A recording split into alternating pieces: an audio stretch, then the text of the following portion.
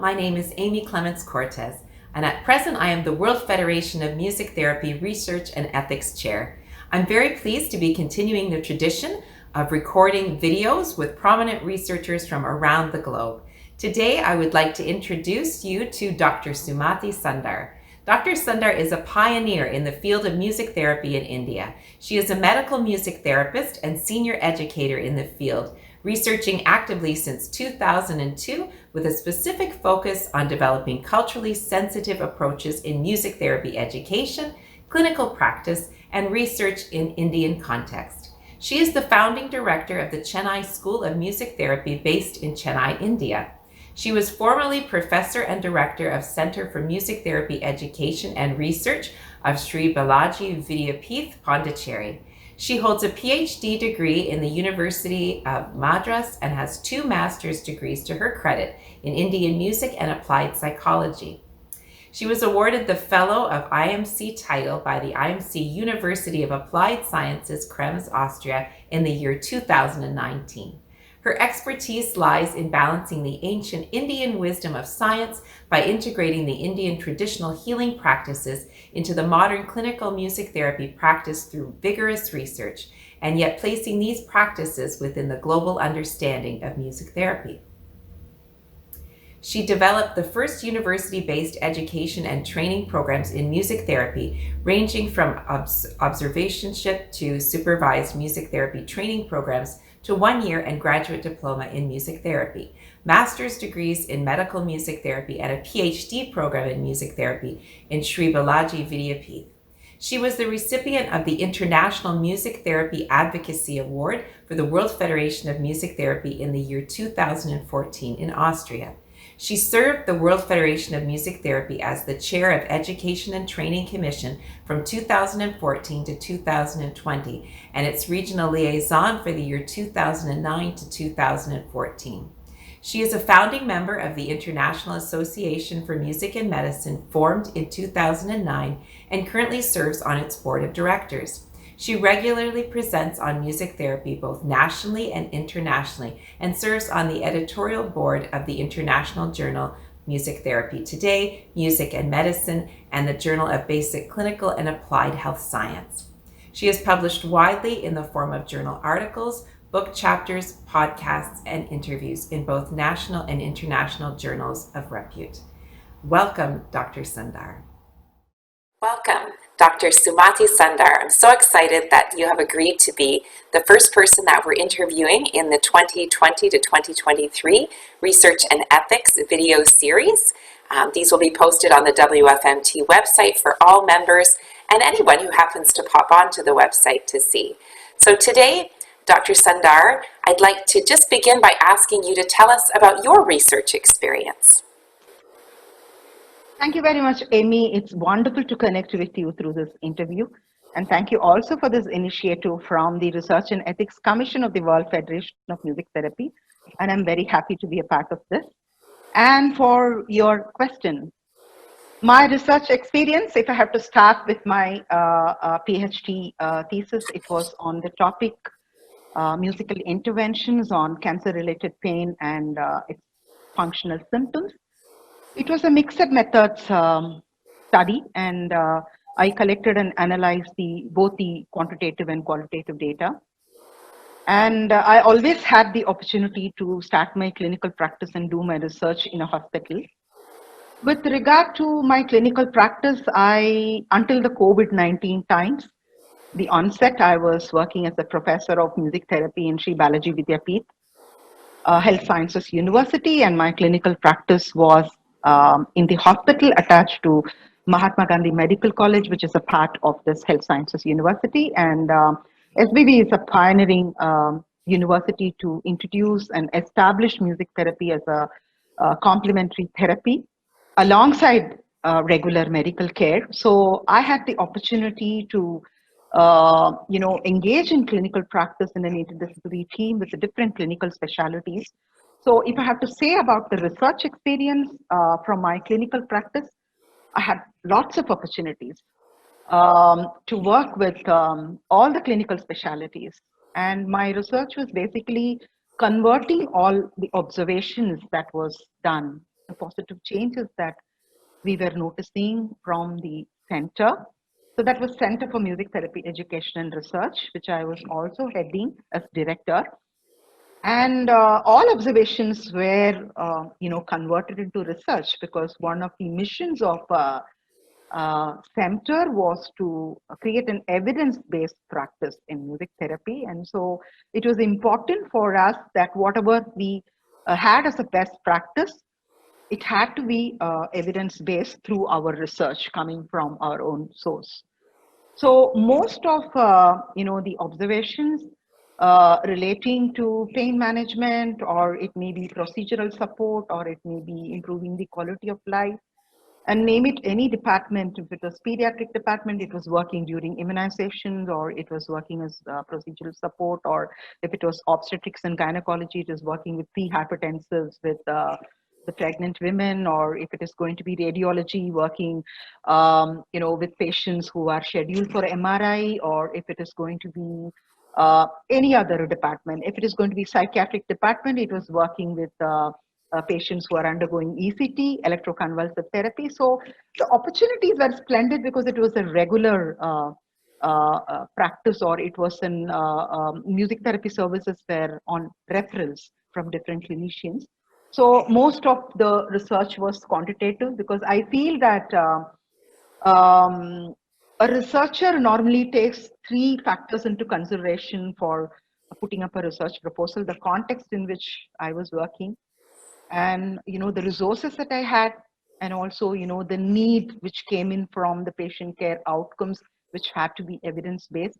This made me, or this was foundational for my research, which is a part of practice. And if I have to talk about the PhD guidance that I do, I had two students for PhD guidance, and one is a music medicine research. One of the unique aspects that I had the opportunity was also working with music medicine approach and music therapy, because it was also important for me to develop music medicine, because many healthcare professionals with whom I have been working wanted to integrate music in their work. And so I was a co-investigator in their work, or I was helping them, or it is guiding the master's degree students to do their MD thesis. So it was interesting to work on music listening interventions with them. And so they were at one level it was music medicine research, and in one level it was music therapy research. So, and the PhD theses had mixed methods. I would say definitely most of it were quantitative, but some of the researches, because I believe that mixed methods is a way by which we can very easily bring about the therapeutic effects of music more effectively. So one was on alcohol dependence, patients with alcohol dependence, and that is the music listening intervention. Another one is a neuroendocrine research. One of the best opportunities that I had was the laboratory, resource that I had. Any kind of a biochemical research was possible for me because the laboratory was there. And so this PhD thesis is on lactation and breastfeeding, and how the lactation process can be established in new mothers, and neuroendocrine and oxidative stress markers and hormone markers are evaluated. So this is a broad outline of the different kinds of research that I was into.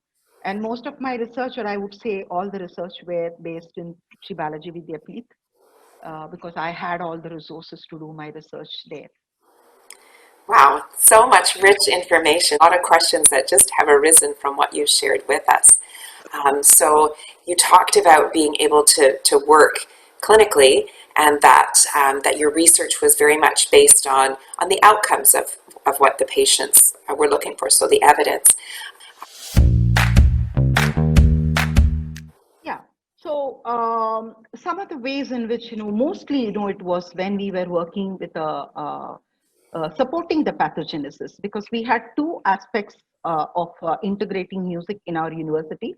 We had a broader spectrum of using music. One is supporting pathogenesis, whereas, it's restorative healthcare strategy wherein we used to be working with patients. And so with the different specialities, we had people coming for different kinds of procedures, which may be it may be an interventional procedure, or it may be a diagnostic procedure. So they may have situational anxiety about the procedures that they may be undergoing. So some of the research questions is that if music therapy can be a way by which we can reduce their situational anxiety. So if it is going to be specifically relating to procedural support, situational anxiety was something very something that we could observe that most of the patients were having this anxiety before the procedure, whether it is interventional or diagnostic. And so one of the research questions in procedural support was always relating to anxiety, reduction of anxiety. So the research questions relating to procedural support was always, reduction of anxiety and measuring the physiological variables associated with the situation anxiety. If it is going to be with a pediatric setup, and if the children are going to come for a procedure, if it is going to be an immunization, whether it is possible for the music therapist to reduce the crying spells of children when they come for immunization. So it may be just the procedure, but it may be a little different in the research questions, maybe a little different, because here it is the anxiety of the parents holding, or the mother holding the child for the procedure and Goodness trying to. me, that resonates so much with me. Just having a young child and having to go for immunizations. I'm going to have to read more about your research, Sumathy. You also talked about working in an interdisciplinary team, and that's so vital, and to do collaborative research. So, could you talk a little bit maybe about one of the collaborative projects, or how someone would go about working with another group of interdisciplinary professionals in conducting research? Yeah, so that's a good question. And so one of the researchers that which is yet to be published, is working on music and imagery and relaxation with the Department of Cardiology in catheterization lab. So this is basically working during angioplasty procedure. So this is a procedure working in an operation theater. And so it is, and of course, it was a faculty research, and I was a primary investigator. And so it was also working with the professor of cardiology, or he was doing the angioplasty. And we were trying to understand about the stress levels of the patient who are posted for angioplasty, because it's an interventional procedure. And so it's they have anxiety about so many things: the outcome of the procedure, how they are going to live their lives after the procedure. So the anxiety about what can happen in their lives, whether they will be returning to their normal lives, whether they will be able to work, whether the blocks are going to be removed in angioplasty, or they may need an open heart surgery. So how are they going to cope with the situation post-operatively? So there was lots of anxiety related things. And we also wanted to check the cooperation levels, because most of them were in the local anesthesia. So there are different kinds of anesthesia that is administered to the patients, and regional anesthesia and local anesthesia are, when administered, the patients are conscious about what's happening around them. So it was adding a lot of tension to them and stress to them, because they will be looking at the team of doctors who will be performing the operation. And there were so many things, because even to decide on the research questions as to the physiological variables were not taken into consideration, because the cardiologist was telling that because under the influence of anesthesia there will be a lot of changes happening in the blood. And so it may not be wise for us even to take the parameters which is relating to the blood, like the blood pressure, the systolic blood pressure, because they'll be rising and lowering of these physiological variables. So it was important for arriving at a research methodology. We had a biochemist also as a part of biochemistry, who was a specialist in biochemistry, because we were measuring the cortisol. So he was looking at what would be the appropriate time, because it is a circadian rhythm, and we will be recording the blood pressure, and we will be recording the different no, it's not the blood pressure, but we were recording the cortisol.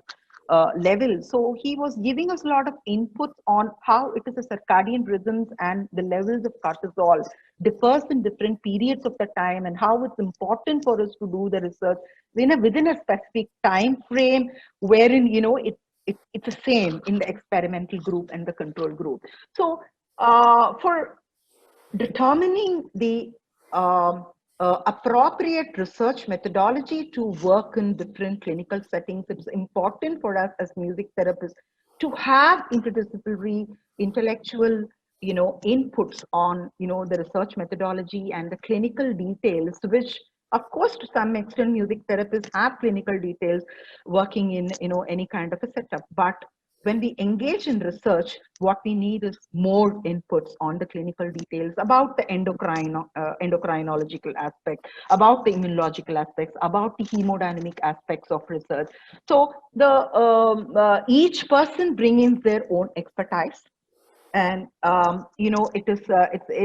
we have three different levels of ethics committee clearances in the hospital.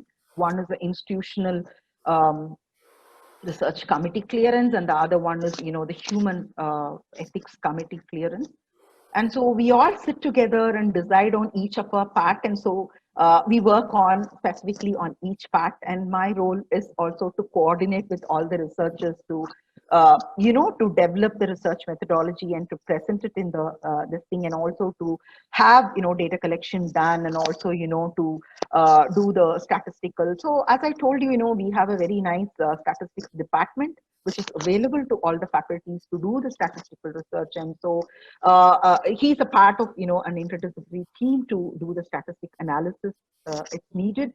So each person in their own expertise gives input for arriving at a suitable research methodology to undertake this research, and then it gets into the implementation process, in which the clinicians take care of the randomization procedures. There are people to take care of quality control as to whether everything is the interventions are taking place according to the protocol. So it is truly an interdisciplinary setup in which it's important that it's not possible for one person to do this. So we need expertise, and we need experts from different clinical disciplines working together in order to work on the patient care outcomes, so that we can get on a reliable the outcome, whatever outcome measures that we get are reliable, and it can be generalized. What an excellent take-home message, the importance of working in interdisciplinary teams, and the take-home message of how each of the disciplines brings their expertise to the table, and that informs the design of the study as well as complements, ensures that the patient is going to receive the most comprehensive care, because everyone has their own area of expertise. And it's so wonderful that they're adding music into that team and recognizing you've done so much work. I think that's why you are so integrated into these interdisciplinary teams, because you've done so much work and your research is very rigorous. You've clearly shown how rigorous it is in terms of having, the quality checks and having so many different individuals who are informing the design. Excellent. So I'd like to talk to you, maybe you could share a little bit about how does your research compare to other projects or studies that you know about in area where you're living? Yes, yeah, that's a very interesting question, and definitely, I have to say something about it. And what is unique about research in India is not just about working in a healthcare setting. It's an interdisciplinary team as a part of the medical care team. It is also the art side of music therapy is a little bit skewed here because of the traditional healing practices, the rich cultural resources that we have, in our country. The music is different. There are different theories, music-based theories, and there are theories which are the physiological with physiological orientations, psychological orientations, and philosophical orientations, like the time theory of ragas, which is unique only to the Indian context. The rasa theory, which is an expression. The rasa is considered to be an important objective of any raga, and it is an expression of feelings and emotions and thoughts and mood of a person. So the rasa cannot be compared to what we call as emotion in the Western way of understanding. So when we say rasa, it's about feeling, it's about mood, it's about the thoughts, it's about the cognition, it's also about the emotion. So the time theory of ragas talk about how specifically, the performer has to look into the specific time and the psychological, the physiological aspects and the psychological aspects of the person to whom, the music is performed, the time, the right time the music performance has to happen, and how it is important that we have to consider the psychological and the biological aspects of the person who's listening to music and choose appropriate musical experiences in terms of choosing the ragas, because our ancient wisdom, they talked in a different language, but most of the time we are able to connect it in the modern clinical language. We are able to find some foundational, connections between the chronobiological, the science, which is an 21st century, invention. But the ancient wisdom of, Indian culture was taking into consideration the physiological and the psychological aspects of musical selections or musical experiences in terms of what kind of music can be given to evoke what kind of an emotion or a mood or a feeling. Of course, it is important to realize that music therapy is just not an art, it's also science. The challenge is that we have to scientifically validate these traditional healing practices, in terms of the ancient, which exists in terms of the ancient wisdom, to convert it in a clinical language, to convert it into modern science, and give it in an understandable, language, so that it could be generalized. So this is where it is unique. The methods and technique, the research methodology may be the same. A randomized control trial in an Indian context is the same. The research methodology may be the same for a randomized control trial in India and in this thing, but the methods that we use, the techniques that we use, the questions that we may have may be the same everywhere relating to a clinical situation. But the theories that we are basing, the methods and the techniques that we are choosing, and how we are explaining, the techniques that we are using to explain the music therapy process may be unique. So I would say the art side of music therapy is unique and the science is almost the same, except that we have lots of theories, as I told you, with the philosophies of Indian system of philosophy is integrated into music therapy practice. So that is where the uniqueness comes. We are trying to have an integrated model of integrating the traditional healing practices, scientifically validating them, because we consider traditional healing practices as an art, and it is completely only subjective, where music therapy is both objective and being subjective.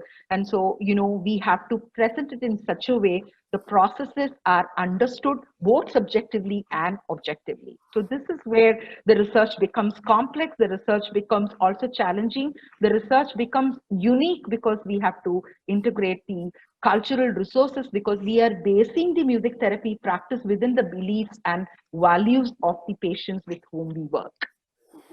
What an excellent answer, Dr. Sundar. I mean, it would be so rich, of course, to be including the traditional practices and the traditional music, and to understand more about the different theories.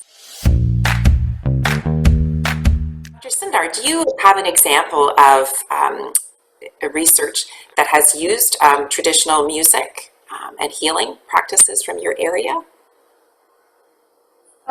Yes, I can say that. There were many researchers which have been using traditional healing practices. One of the traditional healing practices is using specific paras and notes for activating the chakras, the energy system in the body. which is a subtle body system. When we do an autopsy, we don't find chakras. So, it is not something, which can be talked in terms of physiology.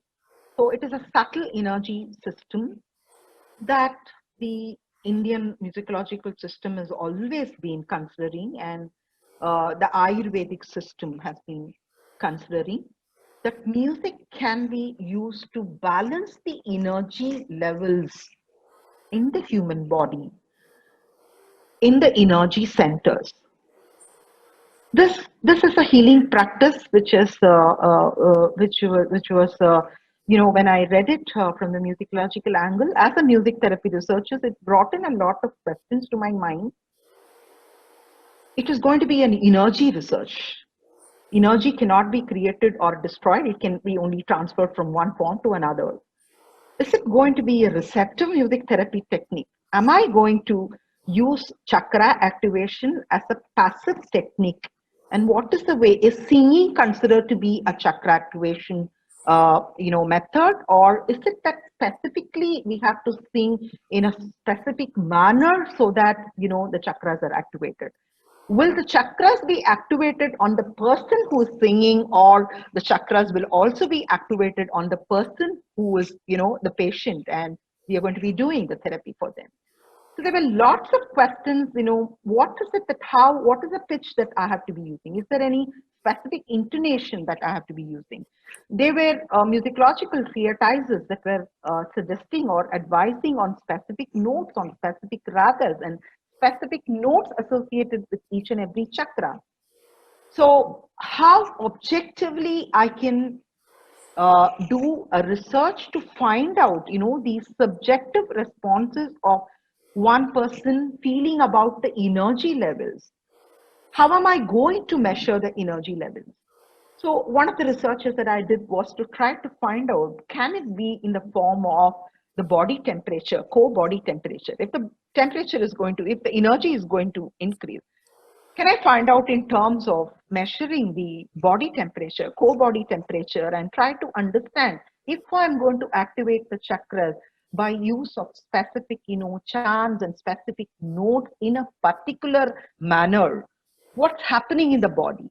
And let me find out if it is in the form of the body temperature, because maybe the sound energy is converted into heat energy, and that is probably reflected in the form of the body temperature.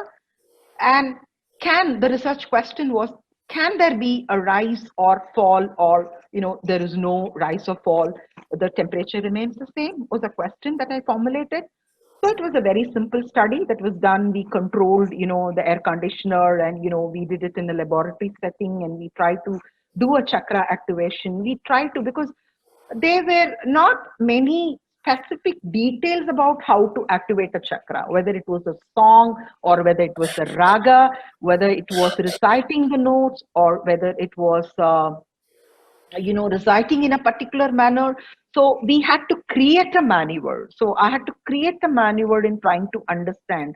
So we were recording the core body temperature and of the people, and one of the important questions that was arising was, this was based on using classical music. So that means, people who are trained in music only could be activating the chakras. It was more related to the classical music.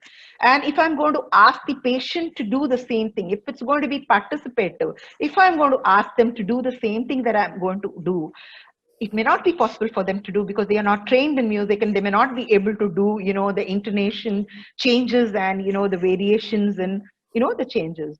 So I understood that it is more, therapist oriented, technique that they are talking about. And it's not participative. It is only possible when when the therapist is trained in Indian classical music and have to be doing it according to, the advisory, the aspects. And to the surprise, we found out the core body temperature of all the people who participated in the research after the chakra activation manual increased significantly.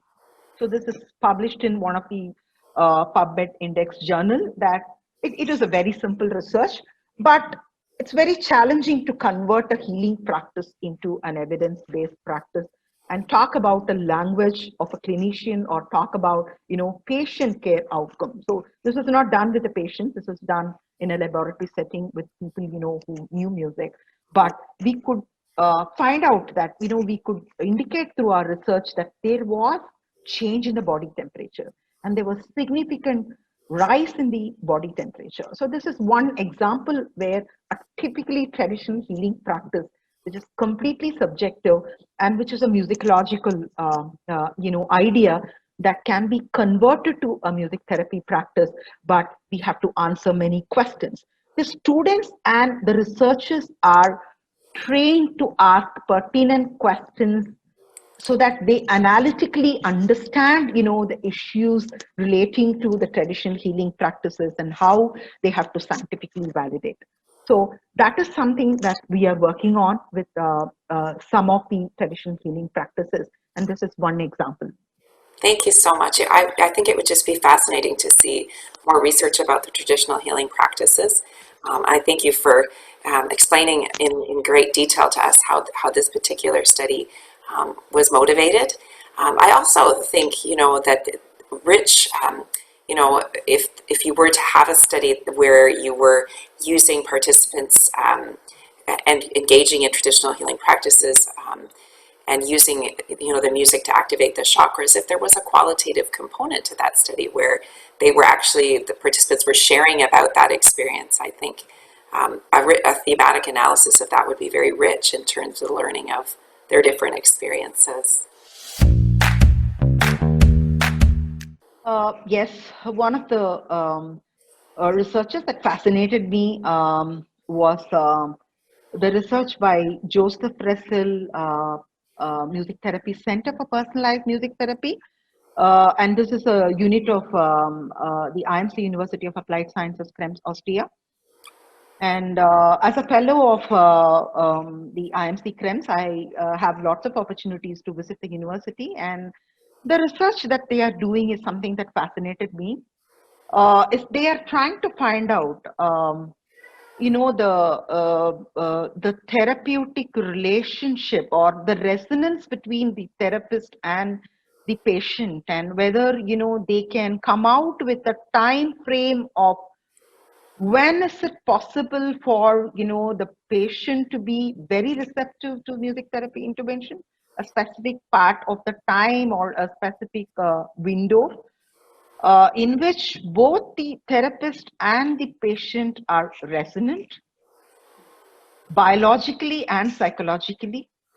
And they are trying to come out with definitions, maybe protocols, to find out if this is possible, so that they can work on a definitive time frame, and they can also be prepared, because music therapists have to work in an empathic manner with the patients. And so psychologically and biologically, is there any specific time frame that they can look at and try to find out a scientific validation of whether it is possible for us to for them to describe this time frame.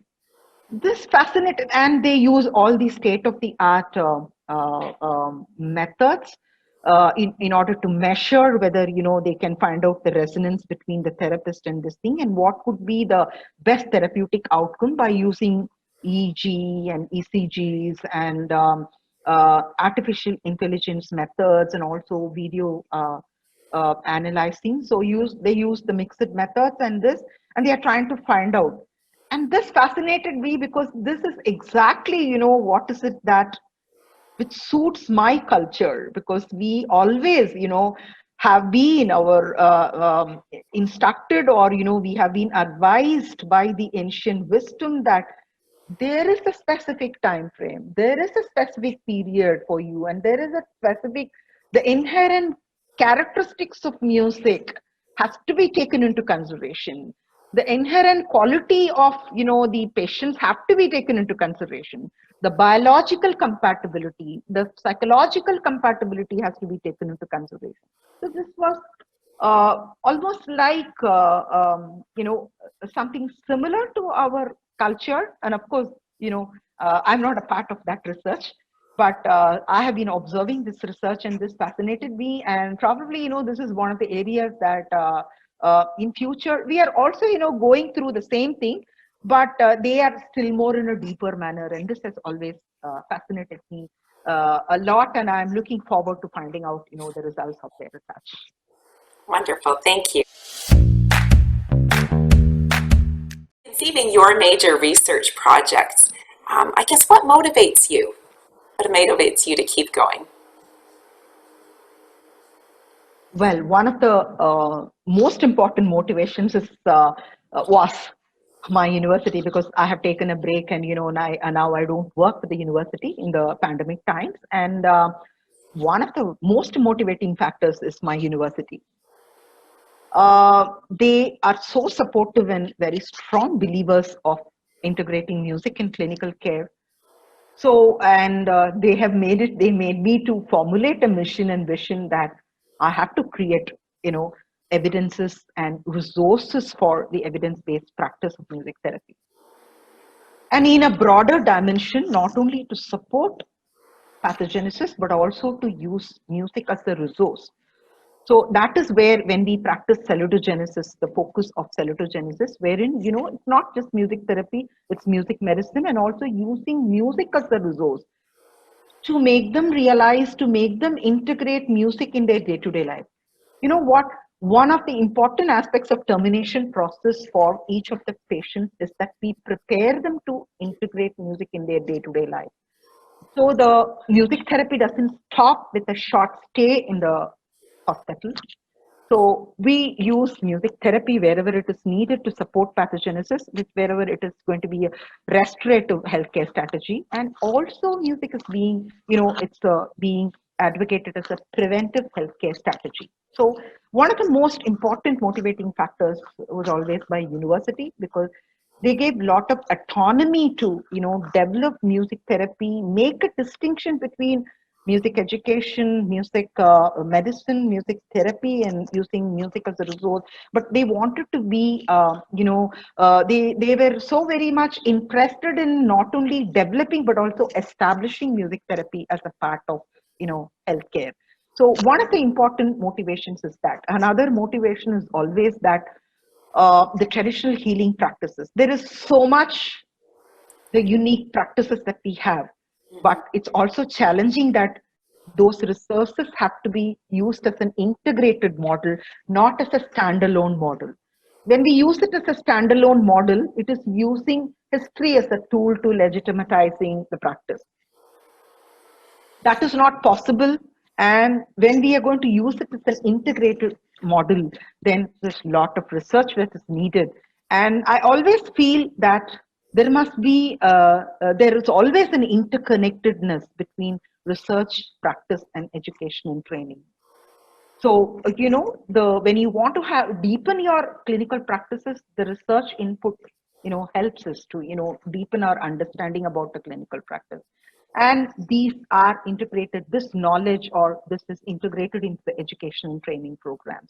So it is important for me as an administrator, it is important for me as an educator, it is important for me as a clinical practitioner and a researcher, always to see the interconnectedness between this. And so it's always a great motivation that research is an integral part to give inputs for the education and training opportunities, and also for clinical practitioners. So these two are the major motivating components for me to be constantly engaging in research. And if you ask me the different roles that I am engaged in, the first role that I would like always to call myself as a researcher first.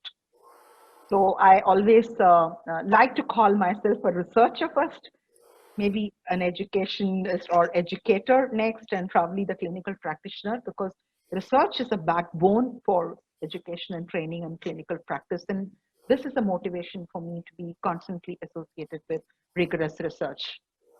An excellent take home. Another great take home from you, Dr. Sundar. I too, that resonates very much with me in terms of the research is what it's informing, or should help to inform the education and training. And then, of course, some of the best research comes from things that happen in our clinical practice that we would like to understand more. And certainly, understanding and having the best interventions that we're using and practices that are unique to the areas where we're living are very important to be using in clinical practice. Thank you very much.